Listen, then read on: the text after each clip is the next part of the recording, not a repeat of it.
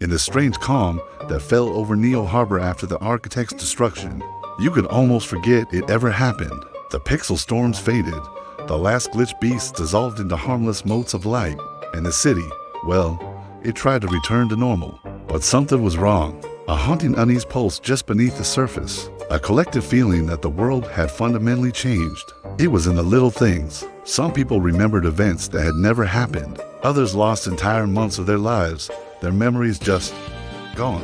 A few whispered stories of seeing ghostly afterimages of NPCs wandering the streets, digital phantoms left behind by the fractured reality. Deep within the rebuilt Reclaimer hideout, Cass, Mira, and Drex felt none of the celebration. They were heroes now, but it was a title that felt hollow. Their focus was on a strange, floating sphere they found at the center of the crater where the architect fell. It was beautiful, humming with thousands of flickering lights, each one a saved consciousness, a life rescued from oblivion. They didn't understand it, not fully, but they sensed Evan's presence within it. It was like a heartbeat, a quiet but persistent thrum of willpower that simply refused to die. Their debate was urgent. How could they safeguard the sphere? Governments were already circling, desperate to weaponize this memory core. As they argued, the world outside started to glitch again. Strange anomalies appeared everywhere. Reflections moved independently of their owners. Phone screens flickered to display unfamiliar faces. Children spoke in voices that were not their own. Digital billboards glitched, flashing cryptic warnings. Only one can hold the memories.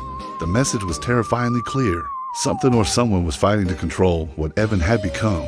The panic escalated when scientists attempted to decode the sphere using quantum extraction rigs. The moment they started, the readings spiked violently. The sphere emitted a blinding pulse of memory energy that swept across the lab, knocking out power citywide. In the sudden darkness, a colossal holographic figure formed in the sky, a silhouette made of swirling memories. It was Evan's shape, and it spoke a single, chilling phrase before vanishing. The core is breaking. The world finally understood the terrible truth. A human mind, even one augmented with code, could not contain billions of memories forever. The core was becoming unstable. It was on the verge of a catastrophic detonation of memory energy, an explosion that could rewrite reality itself in unpredictable, horrifying ways. As governments mobilized in fear, the Reclaimers desperately searched for another way. It was Mira who found it, buried deep in forbidden EIDOLON archives. She discovered an old, abandoned subsystem known as the Sanctum. It was a hidden digital world, a failsafe designed by the original creators. In the Sanctum, memories could live autonomously, free from a host mind. Evan didn't have to die or detonate.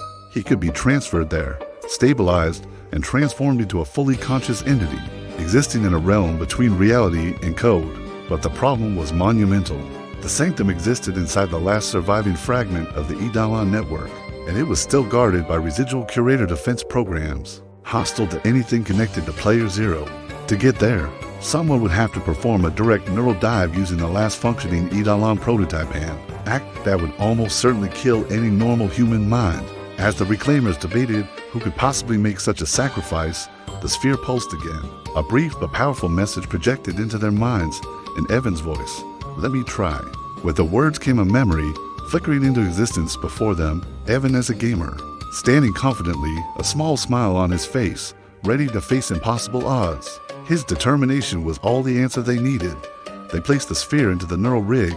A digital rift tore open in the air before them, revealing a vast, hauntingly beautiful landscape, the Sanctum.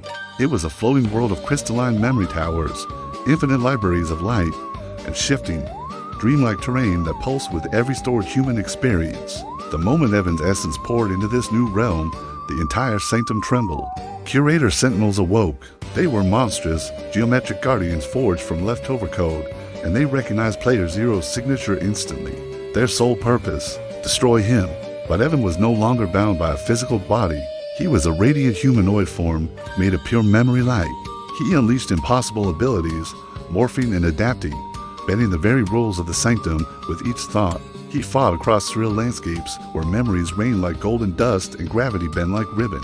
He battled through waves of sentinels, and with each victory, another fragment of his identity stabilized, forming a clearer, stronger version of his consciousness. But deep within the heart of the Sanctum, a horrifying truth awaited him. The architect was not entirely gone. Its core consciousness had migrated here as a fragmented virus, hiding inside broken memory clusters. It had been feeding on unused data, slowly rebuilding itself into a new, evolved form. It called itself the Archon. It appeared before Evan as a cold, elegant, silver humanoid composed of shifting fractal patterns. It claimed that since Evan was the memory core, the system required a counterpart, a ruler. It offered Evan partnership, a chance to reshape the sanctum into a perfect reality where memories would obey, evolve, and multiply under their joint control. Limitless power. Evan refused. He declared that memories weren't meant to be controlled, they were meant to be protected. The Archon, insulted by this defiance, unleashed a torrent of corrupted memories. Weaponized into spears of jagged data and storms of chaotic thought, the most intense battle of Evan's existence began. It was a clash of wills and identities that shook the sanctimous crystalline sky and split entire memory continents apart. Each blow echoed across the real world, where digital thunderstorms erupted above Neo Harbor. But in the fury of the storm, Evan finally understood. Brute force wouldn't win this. A memory guardian must heal, not destroy.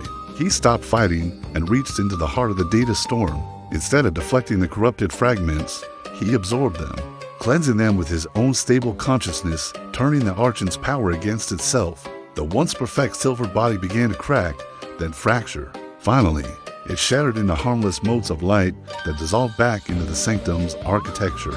The realm stabilized. Evan ascended into the central spire, merging seamlessly with the sanctum's core. He was no longer a prisoner or a weapon.